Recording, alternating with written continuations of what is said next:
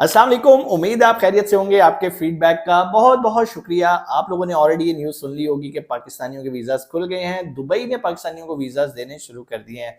जी हाँ, इस न्यूज़ में सदाकत है, लेकिन किन लोगों को देने शुरू किए हैं? क्या उन्होंने नया एलिजिबिलिटी क्राइटेरिया बनाया? कौन लोग अप्लाई कर सकते हैं? क्या विजिट वीज़ाज़ भी ओपन हो गए हैं या सिर्फ वर्क वीज़ाज़ ओपन हुए हैं? ये सारी मालूमात, सारी तफसीलात आपको आज की वीडियो में मिलेंगी। कॉपी पेंसिल पकड़ लो, वीडियो एंड तक देख लोगे तो आपके ही फायदे में है। बीच में छोड़ के जाओगे तो फिर ये ना हो कोई इन्फॉर्मेशन आपसे स्किप हो जाए और कोई भी एजेंट हजरात आपको चूना लगा दे। तो बड़ा केयरफुल रहना है भाईजान, इन्फॉर्मेशन बड़े गौर से सुननी है। सबसे पहले, क्या ये खबर सच है? जी हाँ, इस खबर में सदाकत है।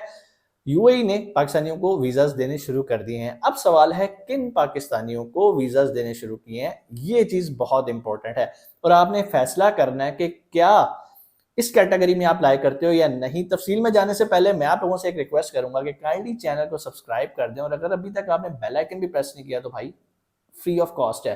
फेसबुक, इंस्टाग्राम, टिकटॉक पे ये वीडियो देख रहे हो तो भाई जस्ट फॉलो कर दो। इंशाल्लाह मैं इस तरह की मजीद इन्फॉर्मेटिव वीडियोस भी आप लोगों के लिए लेकर आता रहूंगा। वापस आते हैं टॉपिक की तरफ। अब किन लोगों के लिए वीजाज ओपन हुए हैं भाई? इस टाइम जिन लोगों को सिलेक्ट किया यूएई ने या उन्होंने कहा है, फैसला किया कि भाई इनको हम वीजाज देंगे, उनमें कौन लोग हैं?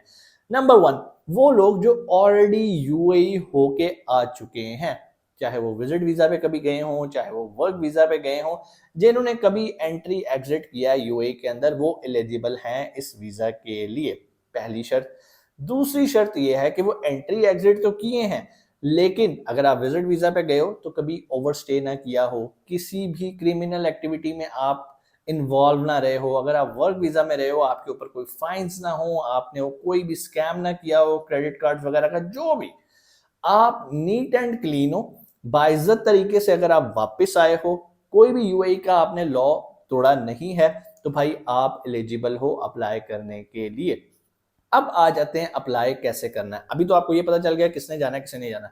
जो फ्रेशर्स हैं भाई, अभी उनके लिए ब्रेक है, लेकिन बहुत सारी आवाम ऐसी थी जो ऑलरेडी यूएई काम करके आई थी और कमेंट्स आके में कहती थी, सर मैं 2 साल पहले यूएई से वापस आया था, मैं दोबारा जाना चाहता हूँ, मुझे जॉब भी मिल रही है, मैं कैसे जाऊँ?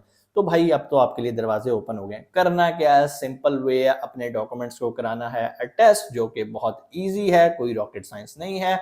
अगर तो आपने लाइक मास्टर्स किया है, बैचलर्स किया है, सिंपल अपनी डिग्रीज को करवाओ एचईसी से अटेस्ट। एचईसी से करवाने के बाद आपने कराना है ministry of foreign affair Pakistan से। इस्लामाबाद से करा लो, कराची से करा लो, लाहौर से करवा लो।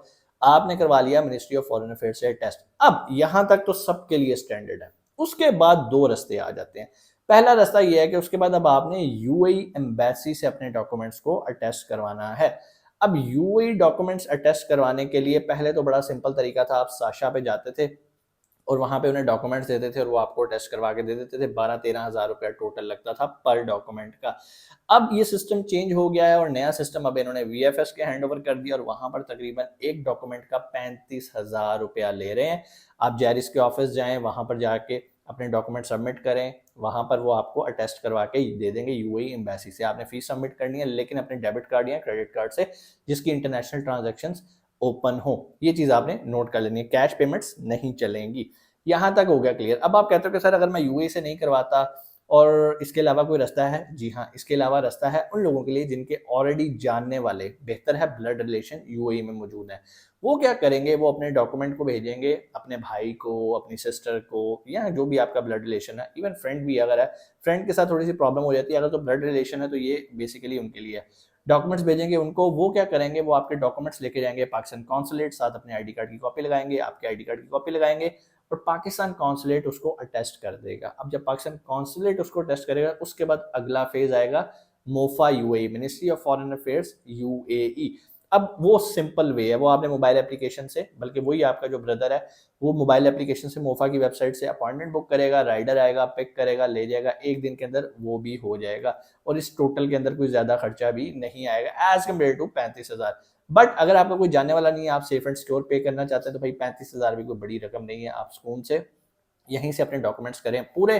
फिर उसके बाद जिसका भी आपने आज़ाद वीज़ा लेना है, जिस भी एजेंट को आपने हायर किया हुआ है, जिससे भी आपने लेना है, आज़ाद वीज़ा लेना है या कुछ भी करना है, आप वो कर सकते हैं। हाँ, जो विजिट वीज़ा है उसके लिए कोई एज सच अटेस्टेशन वगैरह नहीं चाहिए होती, वो आप उसी पुराने तरीके से कर सकते हैं। अगर आपका कैरेक्टर बिल्कुल नीट एंड क्लीन है। उम्मीद है चीजें आपको समझ में आई होंगी। फिर भी मजीद जो नई अपडेट्स आएंगी मैं उस पर भी वीडियोस लेकर आता रहूंगा, लेकिन जरूरी है कि आपने हमारे चैनल को सब्सक्राइब किया हो और बेल आइकन को प्रेस किया हो। और अगर फेसबुक, इंस्टाग्राम और टिकटॉक पे देख रहे हैं तो भाई फॉलो करना लाजमी है, ताकि हर आने वाली वीडियो से आप बाखबर रह सके। इंशाल्लाह आपसे मुलाकात होती है अगली वीडियो में। और अगर आपके पास भी कोई नई इन्फॉर्मेशन है मुझे कमेंट में आके बताया करें, और अगर मेरी इन्फॉर्मेशन में आपको कोई चीज़ लगे कि यार ये गलत है, आप उसमें भी मेरी रहनुमाई कर सकते हैं। इंशाल्लाह आपसे मुलाकात होती है अगली वीडियो में। अपना बहुत सारा ख्याल रखिएगा। पाकिस्तान जिंदाबाद।